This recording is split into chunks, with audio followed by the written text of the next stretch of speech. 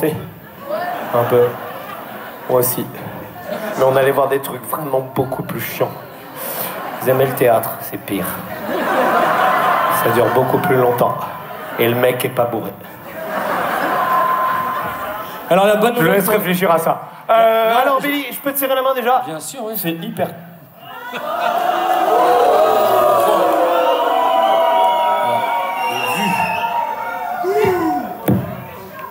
Putain, vous l'avez répété celle-là.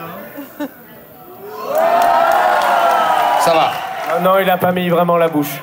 Moi, je pense qu'il peut le refaire mieux.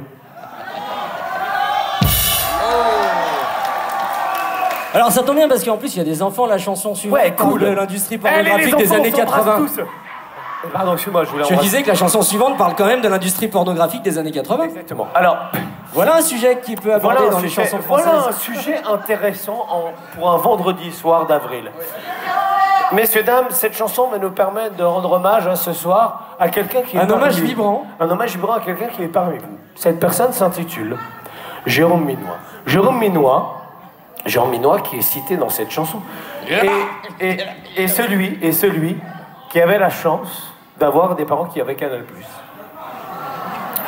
Et qui, à cette époque du collège des années 90, du début des années 90, où chaque image de cul était sévèrement gardée, le mec qui avait une cassette était tout simplement le boss, le Che Guevara du bahut, le Bon Jovi du 9-4. Le Darmanin du Sopalin. Le Darmanin du Sopalin. Messieurs, dames, cette chanson... Bravo, Billy. Non mais n'applaudissez pas, ça veut rien dire en fait. N'applaudissez pas, c'est que le gratteux. Par contre, ce qui est intéressant, c'est que c'est... Je sais pas si vous savez, mais le Sopalin, ça veut dire Société des papiers linges. Super, merci Billy. Wesh. Est-ce qu'on passe pas une bonne soirée? Oui. C'est good. Messieurs, dames, Rebecca.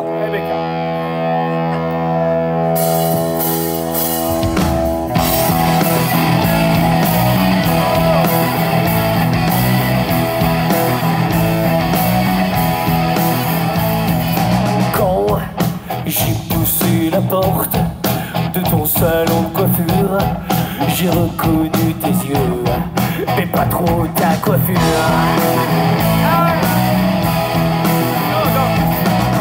Il faut dire que la dernière fois, c'était en 87. Mon copain Jérôme Minois m'avait prêté une cassette. Dedans il y avait un vieux manoir, un palefrenier un peu vicelard. Et dans une salle de l'écurie, il y avait toi qui disais oui. Rebecca, ma première histoire de fesses, oui c'était toi.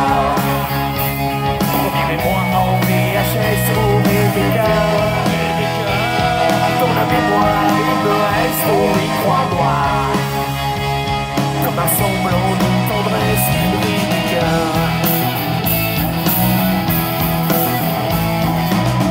Les parents allaient peut-être rentrer quelques secondes pour nous aimer. Je vous dirais juste un instant, au sud du chêne tu trouves un gland. C'était celui du fils du go qui venait de tomber de cheval. Vous allez me dire que c'est un drôle, mais non c'était bien un cheval. Toi tu jouais le rôle de la pauvre enfant, au point qui laisse son et au scène. Je vais être honnête, j'ai pas eu le temps d'attendre la fin de la scène. Rebecca, ma première histoire de fesses, oui c'était toi. Première-moi en VHS, Rebecca.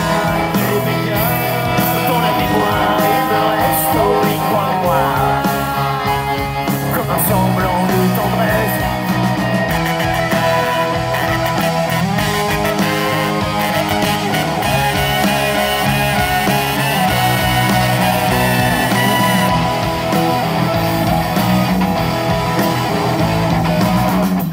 J'ai attiré ton attention, glissé quelques allusions.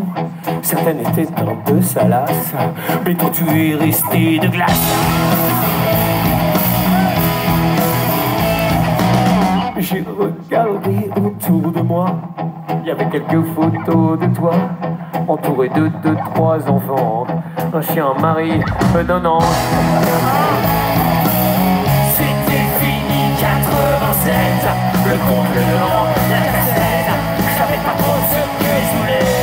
Du coup tu m'as fait un mulet. Rebecca, ma première histoire de fesses, oui c'était toi. Premier émoi en VHS, oh Rebecca. Dans la mémoire il me reste, oui crois-moi, comme un semblant de tendresse.